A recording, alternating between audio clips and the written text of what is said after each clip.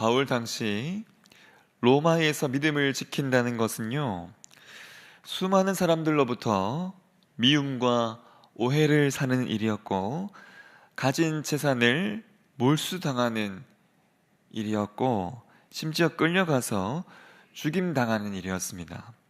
온통 빼앗기고 부끄러움을 당하는 일이었고요, 이기기보다는 온통 지는 일이었습니다. 그래서 신자가 된다는 것은 크게 세 가지 어려움을 겪는 일이었는데, 로마 정부가 대적하는 대상이 되는 일, 그래서 늘 정죄받는 자가 되는 일, 그리고 이러한 수많은 환난으로 하나님으로부터 끊어질 위기에 처하는 일이었습니다.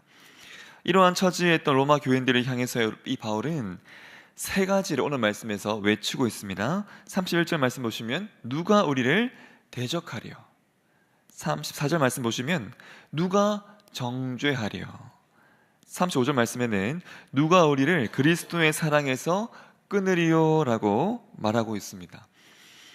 이렇게 묻는 형식의 표현을요, 디아트리베라 해서 당시의 철학자들이나 설교자들이 어떤 확신을 가지고 무언가를 강조해서 쓰던 그런 표현법이었습니다.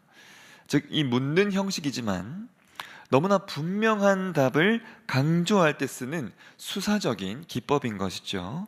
이 표현에 익숙했던 로마 교회 성도들은요, 이 바울의 이 표현, 이 세 가지의 선포를 들을 때 아주 확신에 찬 이러한 선포로 들었을 겁니다. 그 누구도 우리를 대적할 수 없다. 그 누구도 우리를 정죄할 수 없다. 그 누구나 해도 우리를 그리스도의 사랑에서 끊을 수 없다. 그 어떤 것보다도 아주 확실한 선포, 이 세 가지의 선포로 들렸을 겁니다. 그런데 문제는요, 이 세 가지의 선포의 이 내용이 로마 교회 성도들의 그 당시의 상황을 고려해 보면 가장 확신을 주기 어려운 것이었다는 겁니다. 여전히 로마 정부는 로마 교회 성도들을 대적하고 있었고요, 수많은 사람들로부터 로마 교회 성도들은 수많은 정죄를 받고 있었고, 이러한 혼란으로 인해서 금방이라도 하나님의 그 사랑에서 끊어질 것 같은 그 위기 속에 살았기 때문입니다. 이러한 상황임을 누구보다도 잘 알았을 이 바울이요, 그렇다면 어떻게 이 세 가지를 이들에게 담대하게 선포할 수 있었는지, 이 세 가지의 선포의 내용이 어떤 뜻을 내포하고 있는지를 오늘 새벽에 함께 살펴보도록 하겠습니다. 먼저 31절 말씀에 나오는 누가 우리를 대적하리요를 살펴볼 텐데요, 바울은 그 누구도 우리를 대적할 수 없는 그 이유, 이것을 선포할 때 중요한 전제를 말하고 있는데, 바로 하나님이 우리를 위하시는 겁니다. 만일 하나님이 우리를 위하시면, 이런 전제를 달고 있는데, 여기에 이 위하다의 의미를 가진 단어 휘페르라는 단어는 전쟁에서 편을 들어 싸우는 것, 법정에서는 어떤 사람을 위해서 변호하는 것, 누군가를 대신해서 나를 심지어는 희생하는 것까지를 의미하는 단어입니다. 보통의 관계에서는 이것이 불가능한 일이죠. 이러한 모습으로 하나님이 우리와 함께 하신다는 것을, 우리를 위하신다는 것을 로마 교회 성도들을 향해서 이 바울이요 외쳤던 겁니다.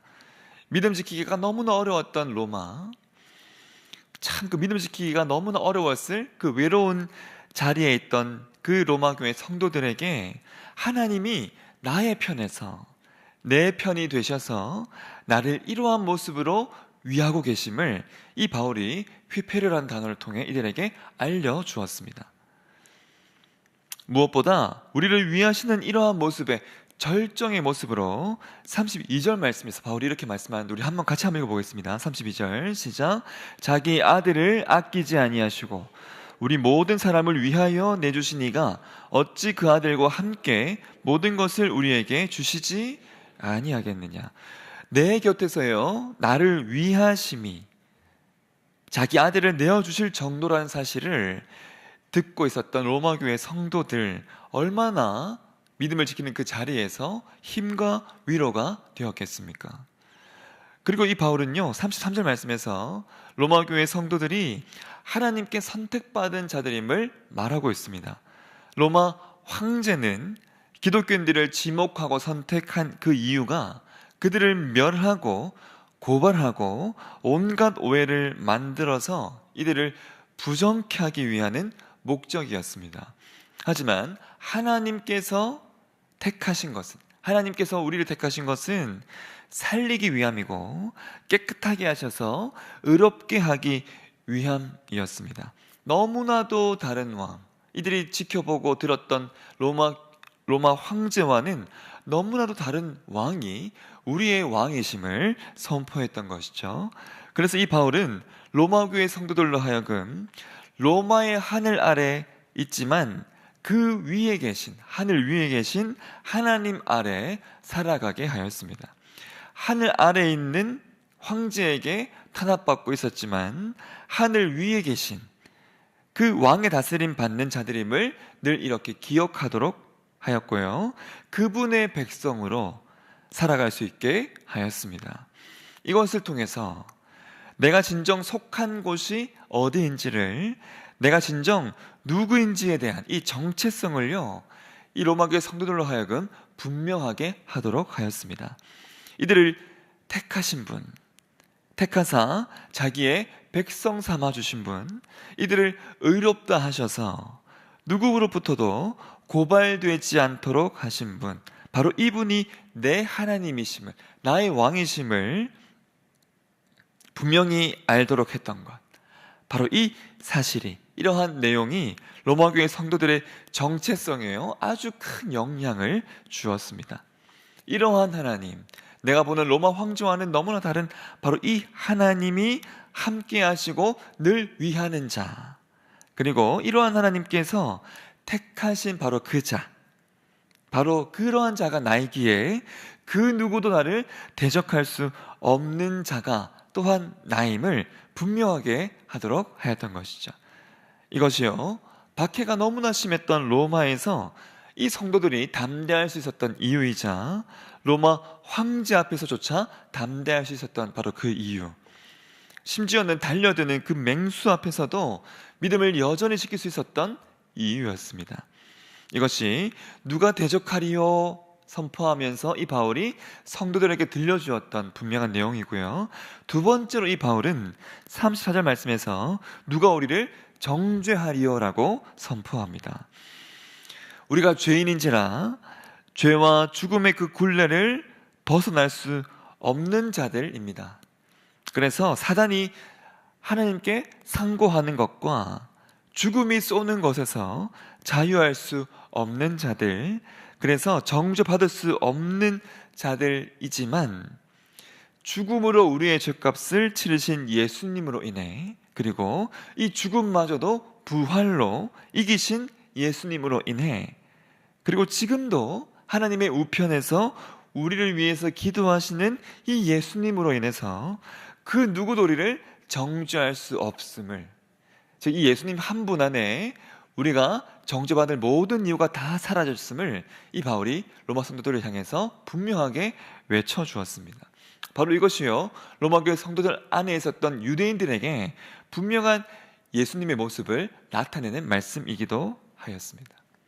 세 번째, 이 바울 35절 말씀에서 누가 우리를 그리스도의 사랑에서 끊으리요 라고 말하고 있는데요, 오늘 본문 말씀에서 결론과도 같은 말입니다.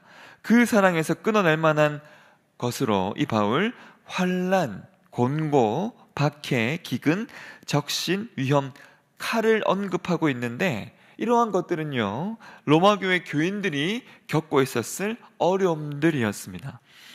성도로서 어려움을 겪어야 했던 바로 그 일들이 참 이렇게 많았음을 알 수 있죠. 36절 말씀 보시면 기록된 바 우리가 종일 주를 위하여 죽임을 당하게 되며 도살당할 양같이 여김을 받았나이다 함과 같으니라.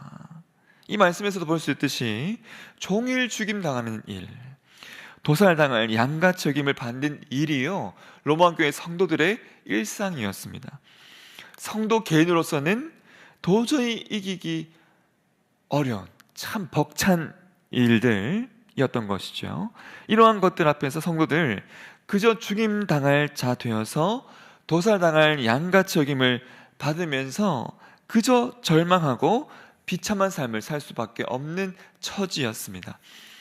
이러한 두려움과 공포를 직면하고 있었을, 매일매일 겪고 있었을 그 로마 교회 성도들에게 이 바울은 이러한 어려움과 환난들이 우리를 결코 하나님으로부터 끊어낼 수 없음을 말합니다. 그리고 참으로 힘이 나고 참으로 소망이 되는 말씀을 37절 마지막에서 말하고 있는데요, 바로 넉넉히 이기느니라 라는 말씀입니다. 이 말씀, 이 표현 조금 순화된 표현인데 원어로 보면요, 완전히 승리한다, 압도적으로 승리한다라는 표현입니다. 이 승리가 얼마나 압도적인지, 얼마나 분명한지 이미 승리한 것처럼 나아간다라는 뜻을 가지고 있습니다.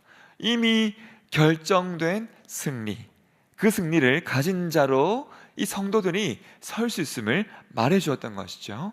그러면서 이 바울은 확신하면서 이렇게 마지막으로 말하면, 함께 우리 38절과 39절 말씀을 같이 읽겠습니다. 시작.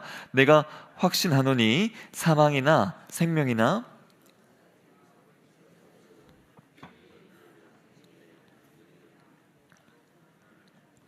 다른 어떤 피조물이라도 우리를 우리 주 그리스도 예수 안에 있는 하나님의 사랑에서, 이 바울이요, 이 성도들에게 세 가지를 담대하게 선포할 수 있었던 바로 그 이유는 우리를 위해서 일하신 하나님의 이러한 일들 때문이었던 겁니다. 하나하나를 너무나 확신 있게, 너무나 분명하게 이 로마교회 성도들로 하여금 함께 선포할 수 있게 하신 이유는 바로 이 하나님께서 허락하신 너무나 분명한 이러한 일하심 때문이었습니다. 그런데 여러분, 이 끊어지지 않는 이 관계, 이거 허락하신 하나님의 은혜가 너무나 컸죠.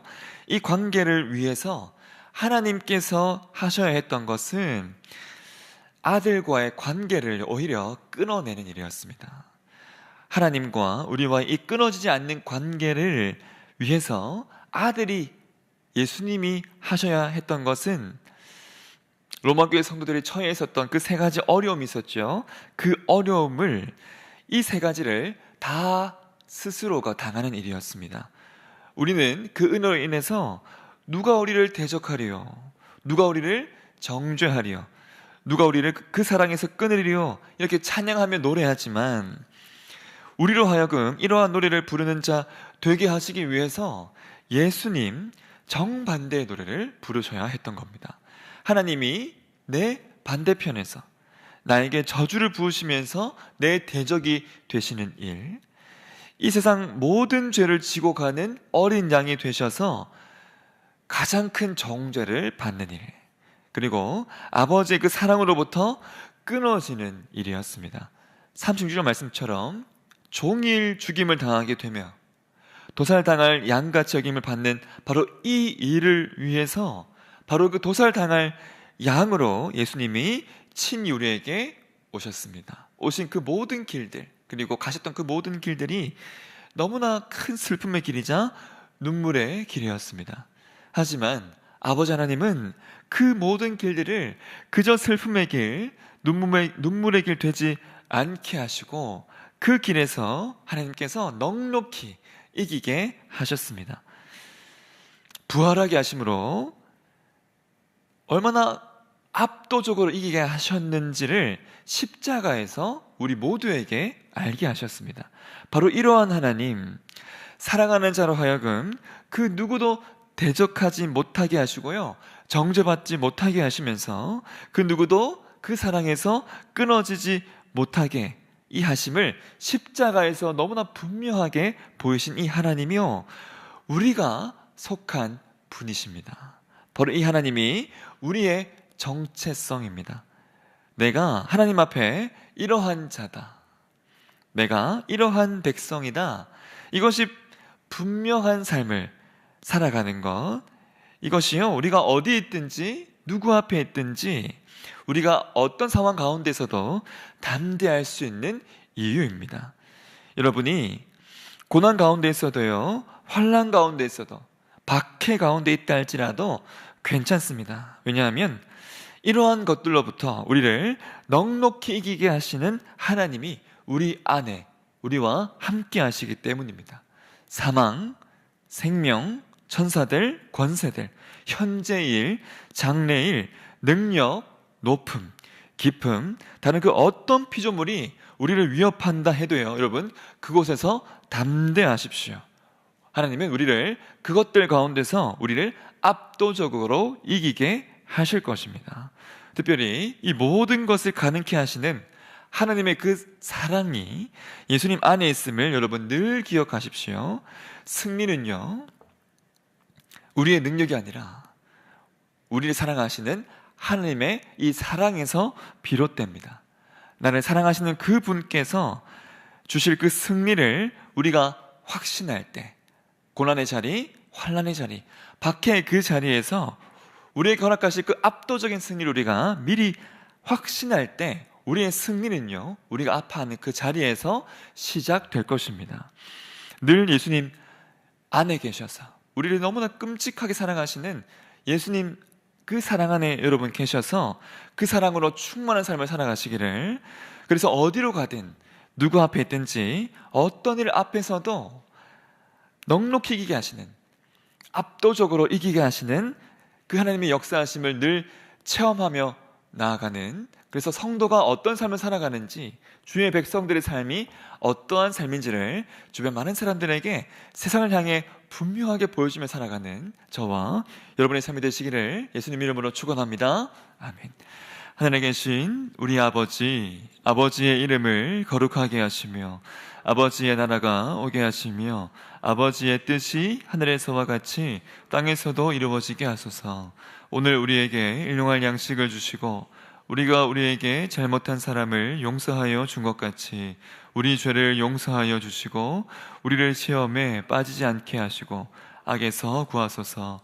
나라와 권능과 영광이 영원히 아버지의 것입니다. 아멘.